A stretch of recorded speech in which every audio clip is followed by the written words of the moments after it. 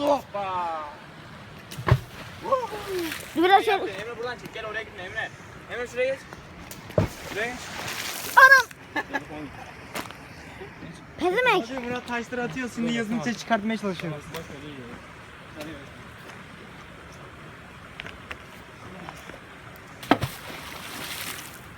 Hadi bırak bir taş atalım. Oğlum çok büyük. Yazın mal bir çıkartmışsın ya. Abi bir şey olmaz hadi. Bir şey ama yazın küfür ediyor ya. Atamın da amına koyayım, anasının da amına koyayım. O yüzden ben atmıyorum işte.